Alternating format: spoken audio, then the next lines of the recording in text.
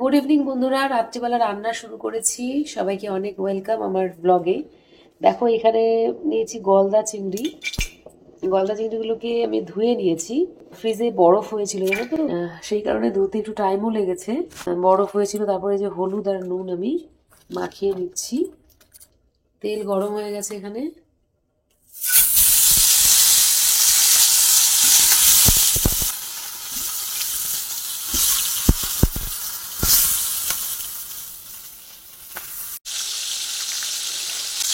চিংড়িগুলোর সাইজগুলো না এক একটা এক এক রকম। কোনোটা এই বড়, যেমন এই চিংড়িটা প্রচুর বড় এটা, আর কোনোগুলো অনেক ছোট, যেমন এটা অনেক ছোট। ফ্রাই করে নিচ্ছি। ছোট বড় সবই তো ফ্রাই করতে হবে, ওটা এবার বাদ দিলে চলবে না। তুলে রাখি এবার।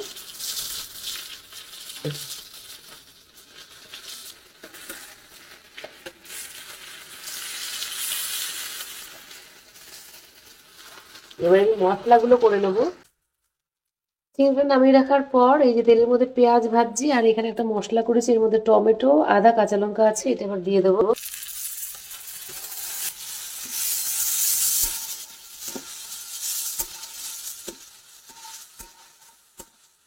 আর আজকে নারকোলটা না পেস্ট করেই দিয়ে দিচ্ছি। আজকে নারকোলের দুধ না, আজকে নারকোলের পেস্ট দিয়েই বানাবো, তো ঘন ঘন হবে।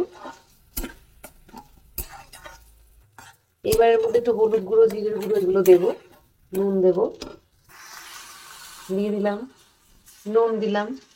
এই সময় কিন্তু একটু ভালো করে কষাবো, ভালো করে কষিয়ে একটু জল অ্যাড করে গ্রেভিটা তৈরি করে নিয়ে তারপরে চিংড়ি মাছগুলো অ্যাড করব। গ্রেভিটা তৈরি হয়ে গেছে, এবার আমি এর মধ্যে দেবো চিংড়ি মাছগুলো, ছেড়ে দেবো। একটু গরম মশলা দেবো নামানোর সময়, দিয়ে নামিয়ে দেবো। বন্ধুরা, এই যে চিংড়ি মাছের মালাইকারি একটু অন্যরকম স্টাইলে আমার রেডি হয়ে গেছে।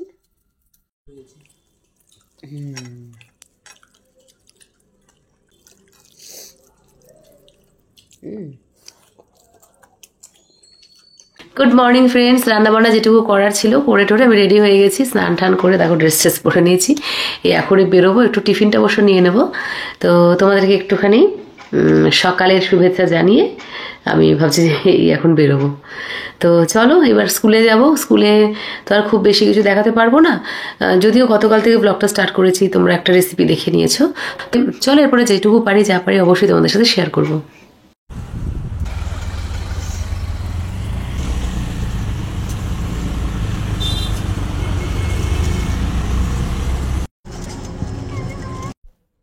স্কুল থেকে ফিরছি বন্ধুরা। স্কুলের রাস্তাগুলো সবসময় ভালো লাগে।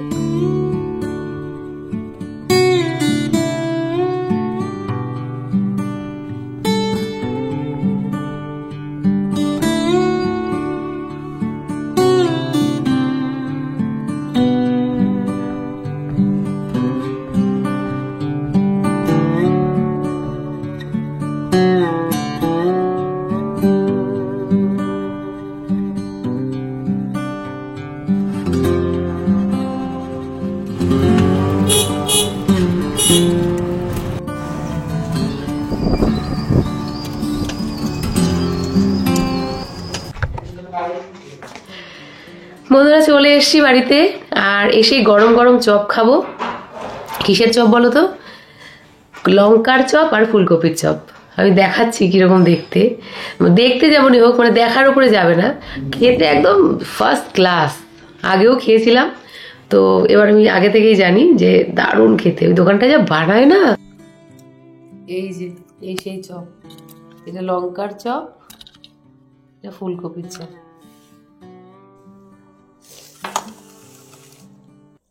বন্ধুরা, চাটা তো খাওয়া হয়ে গেছে, কিন্তু গলাটা দেখো দিন দিন আরো বসে যাচ্ছে। মাঝখানে একটু ভালো হলো, আবার গলাটা খুব ট্রাভেল দিচ্ছে। যাই হোক, গার্গেল এখনো করা হয়নি, করবো। উফ, এবারে যে মানে এতদিন ধরে টানছে আমার এই ঠান্ডা লাগাটা, সত্যিকারের। যাই হোক, আমি তোমাদের জন্য একটা আবৃত্তি রিসাইট করেছিলাম, কাল বা পরশু হবে, ওইটা আমি এখন একটু অ্যাড করে দিচ্ছি। খুব কাছে এসো না, রুদ্র মোহাম্মদ শহীদুল্লাহ। খুব কাছে এসো না কোনো দিন, যতটা কাছে এলে কাছে আসা বলে লোকে। এ চোখ থেকে ওই চোখের কাছে থাকা, এক পা বাড়ানো থেকে অন্য পায়ের সাথে চলা, কিংবা ধরো রেল লাইনের পাশাপাশি শুয়ে অবিরাম বয়ে চলা, যে কাছাকাছির মাঝে বিন্দুখানেক দূরত্বও আছে। মেঘের মেয়ে, অত কাছে এসো না কোনো দিন।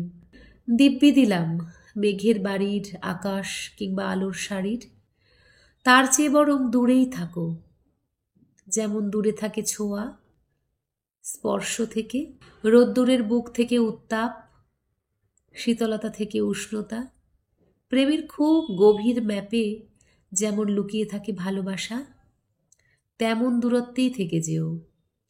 1 ইঞ্চিতেও কবু বলতে পারবে না কেউ কতটা কাছাকাছি এসেছিলে বলে দূরত্বের পরিমাপ দিতে পারেনি পৃথিবী। কেমন লাগলো বন্ধুরা জানিও। তোমাদের জন্যই পাঠ করা।